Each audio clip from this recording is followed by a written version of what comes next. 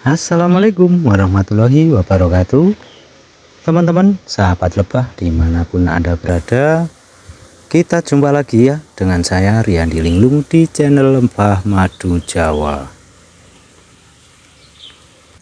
Dan di kesempatan kali ini saya ingin sedikit bercerita ya seputar budidaya lebah madu, yaitu mengenai pentingnya bee pollen atau serbuk sari bunga bagi perkembangan lebah madu. Dan di video kali ini sekaligus menjawab pertanyaan dari sahabat kita ya, membudidaya lebah madu juga, yang menanyakan lebih penting mana antara madu dan bee pollen atau serbuk sari bunga ya, karena keduanya ini adalah sumber penting atau sumber makanan penting untuk lebah madu. Nah, ini langsung saja saya ceritakan ya sedikit pengalaman saya mengenai madu dan bee pollen atau roti lebah. Nah, jadi dari awal madu itu berasal dari bunga ya, dari nektar bunga dan dari nektar ekstra floral yang lebah madu ambil terus dibawa ke sarangnya dan nanti akan diproses menjadi madu. Nah, yang kedua adalah serbuk sari bunga. Nah, ini juga penting ya. Biasanya lebah itu akan mengambil serbuk sari bunga dari bebungaan dan nantinya akan mereka bawa pulang ke rumah. Biasanya akan mereka tempelkan di kaki itu ya, yaitu yang berwarna kuning-kuning itu mereka tempelkan di kaki bagian belakang. Nah, ini akan mereka bawa pulang juga ke sarangnya dan ini nantinya akan diproses juga oleh lebah menjadi yang namanya bee pollen atau roti lebah. Nah, dari kedua bahan ini, madu dan bee pollen itu sebenarnya adalah makanan pokok dari lebah madu. Makanan pokok ya. Jadi makanan pokok ketika kita mau membudidayakan lebah madu. Nah, ini ketersediaan yang namanya madu atau nektar bunga dan bee pollen atau serbuk sari bunga.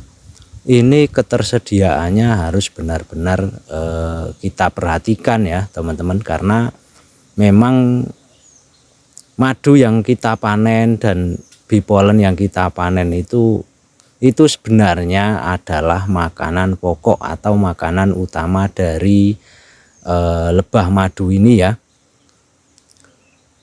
Bahkan yang namanya bee pollen dan madu ini bisa menjadi acuan perkembangan, atau ratu lebah itu ketika dia mau bertelur dia biasanya akan mengontrol terlebih dahulu cadangan makanan di koloninya. Jadi ketika cadangan makanan di koloni lebah mereka itu dirasa cukup banyak, nah itu ratu akan semakin bersemangat untuk bertelur dan telurnya juga semakin akan bertambah banyak ya. Perkembangan mereka pun juga akan sangat-sangat bagus ketika memang sumber makanan utama mereka itu tercukupi. Dan ini mengutip dari pengalaman saya sendiri dan beberapa teman-teman sahabat pembudidaya lebah saya. Nah, ini berdasarkan survei untuk bee pollen itu sebenarnya lebih penting daripada sumber madu. Jadi begini, ada satu lokasi di tempat teman saya. Di sana itu sumber bee pollennya lumayan banyak, tapi untuk sumber nektarnya kurang. Jadi di tempat teman saya itu sangat jarang sekali panen. Untuk panen madu itu lumayan jarang, tapi perkembangan lebahnya itu bagus teman-teman. di lokasi tempat teman saya itu perkembangan lebahnya itu sangat-sangat bagus sekali. Bahkan dia di sana bisa sering sekali melakukan pecah koloni karena perkembangannya lumayan pesat atau lumayan cepat ya untuk koloni lebahnya. Tapi untuk skala panen madunya, kalau di sana itu mungkin 1 tahun cuma beberapa kali karena memang nektar yang masuk ke sarang lebah itu atau madu di dalam sarang lebah